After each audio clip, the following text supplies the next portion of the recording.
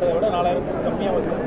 நிதித்துறை என்ன சொல்றாங்க, நாங்கள் வந்து சம்பளத்தில் வேரியேஷன் பண்ணிப்போம், அதனால தான் வந்து நிதி கொஞ்சம் குறைஞ்சி போகுது, நாங்கள் திட்டங்களில் எந்த குறைக்கல அப்படின்ற மாதிரி சொல்றாரு. ஓகே, இன்னொன்று அந்த மதுக்கடையில் பொறுத்த வரைக்கும் ஸ்கேனிங் அதை பற்றி நீங்கள் என்ன சொல்றீங்க?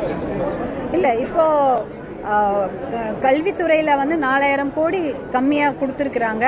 ஆனாலும் ஓராசிரியர் பள்ளிகள் எத்தனை இருக்கிறது தெரியுமா? ஆயிரக்கணக்கான பள்ளிகள் ஓராசிரியர் பள்ளிகள் தான். 1வதுல இருந்து அது தொடக்க கல்வி, 1வதுல இருந்து 5வது வரைக்குமே ஒரு 25-30 குழந்தைங்க படிக்கிறாங்கன்னா ஒரு ஆசிரியர் வைத்துக்கொண்டு என்ன பண்ணுவாங்க? அது ரொம்ப கஷ்டம். அந்த ஒரு ஆசிரியரே தலைமை ஆசிரியராகவும் இருப்பாரு, அவரே தான் அங்கன்வாடியில போய் சமைக்கவும் செய்வாரு. இதே தான் வேலை. அவங்க திடீர்னு மீட்டிங் கூப்பிடுவீங்க, மீட்டிங் கூப்பிட்டா போகணும். அதே சமயம் ஆசிரியர்கள் வைத்து தான் பல வேலைகளை அந்த பகுதியில் செய்ய போறீங்க. அப்போ ஓராசிரியர் பள்ளிகள், ஆயிரக்கணக்கான பள்ளிகள் இருக்கிறது.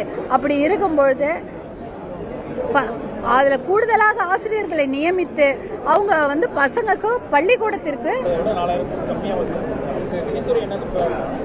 சம்பளத்துல வேரியேஷன் பண்ணிப்போம், அதனாலதான் வந்து நிதி கொஞ்சம் குறைஞ்சி போகுது, நாங்கள் திட்டங்கள்ல எந்த குறைக்கல அப்படின்ற மாதிரி சொல்றாரு.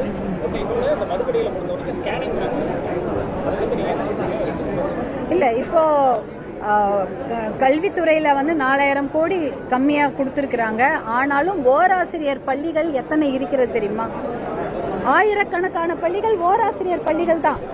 1வதுல இருந்து அது தொடக்க கல்வி, 1வதுல இருந்து 5வது வரைக்குமே ஒரு 25-30 குழந்தைங்க படிக்கிறாங்கன்னா ஒரு ஆசிரியர் வைத்துக்கொண்டு என்ன பண்ணுவாங்க? அது ரொம்ப கஷ்டம்.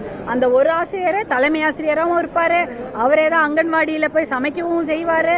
இதே தான் வேலை. அவங்க திடீர்னு மீட்டிங் கூப்பிடுவீங்க, மீட்டிங் கூப்பிட்டா போகணும். அதே சமயம் ஆசிரியர்கள் வைத்து தான் பல வேலைகளை அந்த பகுதியில் செய்ய போறீங்க. அப்போ ஓராசிரியர் பள்ளிகள், ஆயிரக்கணக்கான பள்ளிகள் இருக்கிறது. அப்படி இருக்கும்பொழுது அதுல கூடுதலாக ஆசிரியர்களை நியமித்து அவங்க வந்து பசங்களுக்கு பள்ளிக்கூடத்திற்கு